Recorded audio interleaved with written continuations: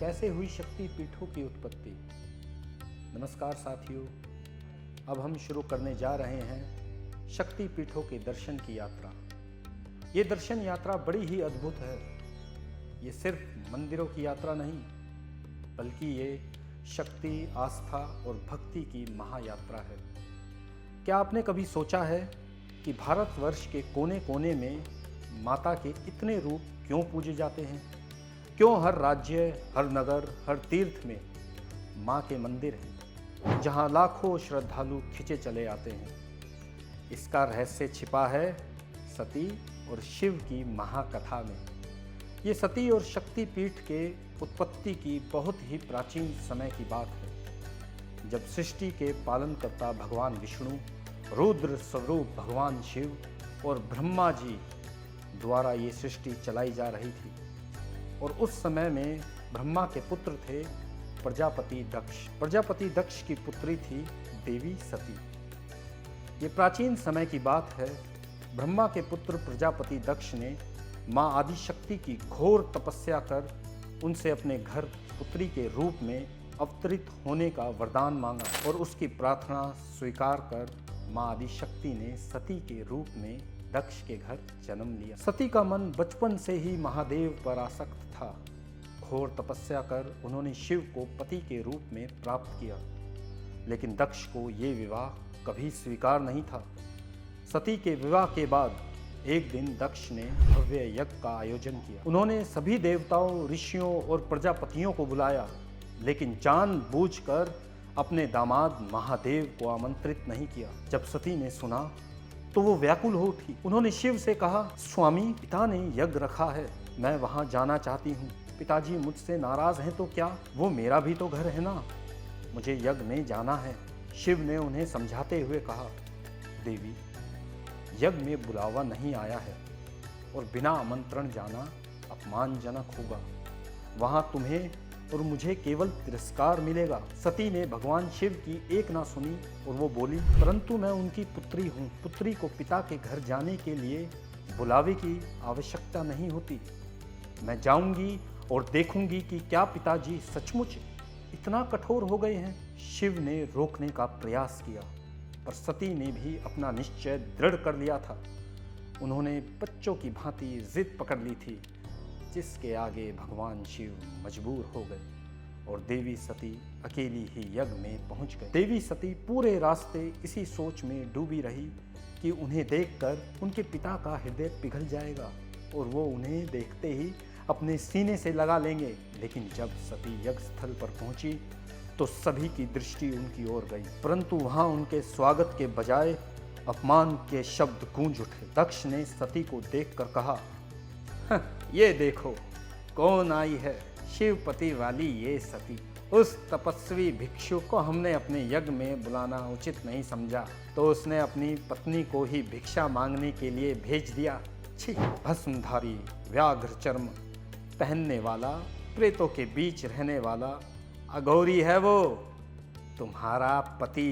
ये सुनकर सती का हृदय चिर गया। अपने पति के लिए अपने ही पिता के मुख से ऐसे शब्द सुनकर उनके मन को बहुत ठेस पहुंची, और अपने पति के लिए अपमान भरे दक्ष के कटु शब्दों से उनकी आंखों में आंसू आ गए। और मन में ये दुख था कि उन्होंने अपने पति भगवान शिव की बात क्यों नहीं मानी। आखिर उनकी जिद शिव के अपमान का कारण बनी। यही कारण था कि उनकी आंखों में आंसू और मन के भीतर क्रोध और अग्नि भड़कने लगी। उन्होंने अपने पिता को चेतावनी देते हुए कहा, पिताजी, आप भूल कर रहे हैं। जिसे आप तिरस्कृत कर रहे हैं वो देवों के देव महादेव हैं, त्रिलोक के स्वामी हैं। आपने मेरे ईश्वर, मेरे प्राण प्रिय स्वामी का अपमान किया है। ऐसे पिता के घर में जन्म लेना ही मुझे अब अभिशाप लगता है। मैं इस शरीर को जो आपसे प्राप्त हुआ है अब और नहीं रख सकती। ये मेरी भूल थी कि अपने स्वामी के मना करने के बाद भी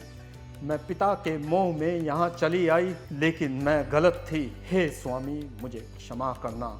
आज मेरे कारण आपका अपमान हुआ है। इतना कहकर सती ने यज्ञ अग्नि में कूदकर आत्मदाह कर लिया। और ये देख वहां खड़े सभी लोग सन्न रह गए। चारों तरफ सन्नाटा छा गया। सती की माता बहनें फूट फूट कर रोने लगी।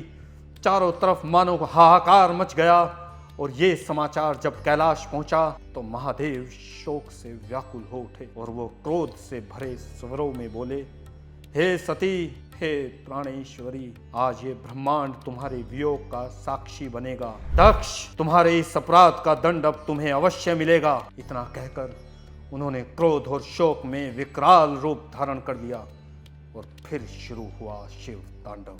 सृष्टि उथल पुथल होने लगी। उनकी आंखों से अग्नि ज्वाला फूट पड़ी। भयावह गर्जना के साथ उन्होंने अपनी जटा पटकी, जिससे उत्पन्न हुए वीरभद्र और भयंकर महाकाली। शिव ने उन्हें आदेश दिया, वीरभद्र महाकाली, जाओ दक्ष के यज्ञ का विध्वंस कर दो। उस अधर्मी का मस्तक काटकर उसके जीवन का अंत कर दो और जो भी तुम्हारे रास्ते में आए उसका भी सर्वनाश कर दो। वीरभद्र और महाकाली ने कहा, आपके आदेश का पालन होगा। वो यज्ञ स्थल की ओर दौड़े। तभी वहां हाहाकार मच गया। यज्ञ वेदी ध्वस्त हो गई। देवता भयभीत होकर भागने लगे और वीरभद्र ने दक्ष का मस्तक काट दिया। लेकिन दक्ष के वध के बाद भी महादेव का शोक शांत नहीं हुआ। वह सती के जले हुए शरीर को अपने हाथों में उठाकर तीनों लोक में भटकने लगे, जिसके कारण संपूर्ण ब्रह्मांड में असंतुलन छा गया। देवता घबराकर भगवान विष्णु के पास पहुंचे और त्राही त्राही करने लगे और बोले, प्रभु, यदि महादेव का क्रोध शांत ना हुआ तो सृष्टि नष्ट हो जाएगी, कुछ कीजिए। विष्णु ने उनकी पुकार सुन उन्हें कहा, शक्ति और शिव अविभाज्य है, परंतु अब सृष्टि की रक्षा के लिए यह आवश्यक है कि शक्ति अलग अलग रूपों में धरा पर प्रतिष्ठित हो। तब उन्होंने अपना सुदर्शन चक्र चलाया और सती के शरीर को अनेक टुकड़ों में विभक्त कर दिया। जहाँ जहाँ माँ के अंग गिरे, आभूषण या वस्त्र गिरे, वहाँ वहाँ शक्ति पीठों की स्थापना हुई। अब शास्त्रों में कहीं 51, कहीं 52, कहीं 108 शक्ति पीठों का वर्णन है, लेकिन सर्वमान्य परंपरा में 51 शक्तिपीठ स्वीकार किए गए हैं। लेकिन सर्वमान्य परंपरा में 51 शक्तिपीठ स्वीकार किए जाते हैं। इसका संबंध संस्कृत वर्णमाला से भी है, ऐसे लेकर अक्षर तक। हर अक्षर एक शक्ति पीठ का प्रतीक है, इसलिए इन्हें वर्णमाला पीठ भी कहा गया है। तो साथियों, ये थी शक्ति पीठों की उत्पत्ति की कथा। आगे हम एक एक शक्ति पीठ का दर्शन करेंगे, जहाँ माता के अलग अलग रूप, भैरव की उपस्थिति और चमत्कारिक प्रसंग सुनने को मिलेंगे। अगले भाग में हम आरंभ करेंगे पहले शक्तिपीठ माँ कामाख्या देवी की कथा। तब तक के लिए जय माँ शक्ति।